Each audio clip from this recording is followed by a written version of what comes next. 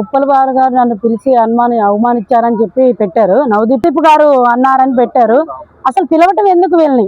మీరు సెలక్షన్ చేసి ఉన్నప్పుడు ఆల్రెడీ సీజన్ 1, 2కి అగ్ని పరీక్షకి ముందుకే మీరు ఆల్రెడీ సెలక్షన్ చేసి ఉంచారంట.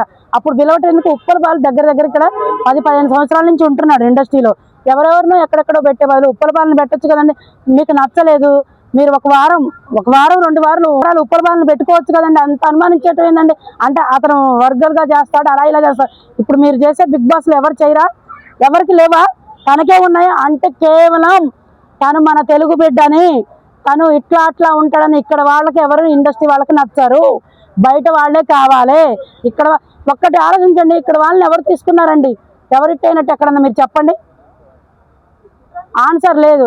కానీ సీజన్ 1, 2 అగ్ని పరీక్ష 1, 2కి దానికంటే ముందే 10 మెంబర్స్ని సెలక్షన్ చేశారని చెప్పారు. నాకు వచ్చింది మెసేజ్, అది తెలుసు నాకు. అలాంటప్పుడు వీళ్ళు ఎందుకు 17 మెంబర్స్ అంట, ఒక్కళ్ళు కాదు, ఇద్దరు కాదు, 17 మెంబర్ని పిలిచి అవమానించారు.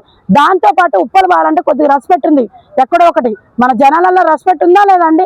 ఉంది కదా అందరికి. అతన్ని పిలవటం ఎందుకు? తన్ని మీరు అవమానించి పడటం ఎందుకు? అనుకున్నారంట దాని గురించే.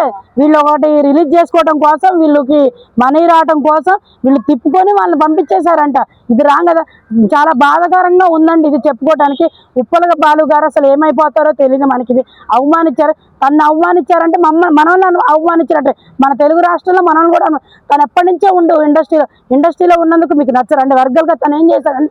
ఒకటి చూపించండి. నవదీప్ మధ్యలో తన మధ్యలో ఏం జరిగిందో మనకు తెలియదు. కానీ అలా చేయడం అయితే తప్పు కదండి. అలా చేయడం తప్పు. కానీ ఉప్పల్ బాలు గారు ఇట్లా చెప్తున్నారు. వాళ్ళకి ఉప్పల్ బాలు గారి కంటెంట్ నచ్చిందో నచ్చలేదో మనకు తెలియదు. కానీ ఉప్పల్ బాలు గారిని మాత్రం బిగ్ బాస్ లో ఉంచాల్సిందండి. అంటే ఫస్ట్ అగ్ని పరీక్ష 1 జరిగినప్పుడు ఇలాంటి రూమర్స్ కానీ జరగలేదు. సీజన్ 2 లో ఎందుకు వస్తున్నాయి అనుకో? సీజన్ 2 లో ఎందుకు వస్తున్నాయంటే ఆల్రెడీ వాళ్ళు సెలక్షన్ చేసి పెట్టారండి. సీజన్ 2 వాళ్ళు ఆల్రెడీ సెలక్షన్ చేసి పెట్టారు. వీళ్ళు ఒక బకరా అయ్యారు అక్కడ సీజన్ 2కి వెళ్ళి. మీకు అర్థమవుతుందా? సీజన్ 2కి వాళ్ళు వెళ్ళి బకరా అయ్యారు. మీకు అది అర్థం కాదు. అక్కడ ఉన్న జడ్జిలే పెద్ద బకరాలు. మేము యాక్సెప్ట్ చేస్తేనే వాళ్ళు అక్కడ కూర్చొని ఈ రోజు జడ్జిమెంట్ ఇచ్చే స్థాయికి వచ్చారు అని చెప్పి ఉప్పల్ బాలు అంటుండు. లైవ్ లో అన్నాడు. అది నిజమే. ఉప్పల్ బాలు అన్నది 100కి 100% నిజమే. అది నిజమేనండి. ఓట్లేసి గెలిపించాము.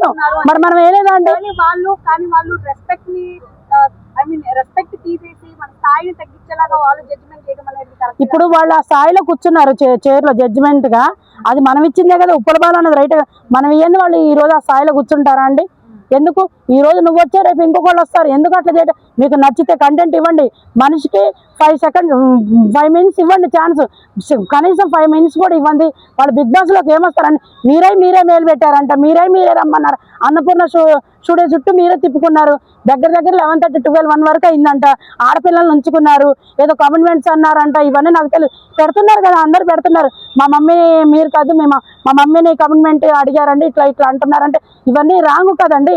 మీ మధ్యలో ఏం జరుగుతుందో తెలియదు, మా మధ్యలో ఏం జరుగుతుందో. కానీ అలా అడగడం, వాళ్ళు ఎంత బాధపడి ఉంటే మీరు అడిగింది కూడా పర్సనల్ కూడా బయట చెప్పారంటే మీరు అంతగా ఎందుకు మాట్లాడారు? మీకు ఇష్టం ఉంటే, టాలెంట్ ఉందంటే పిలవండి బిగ్ బాస్ కి.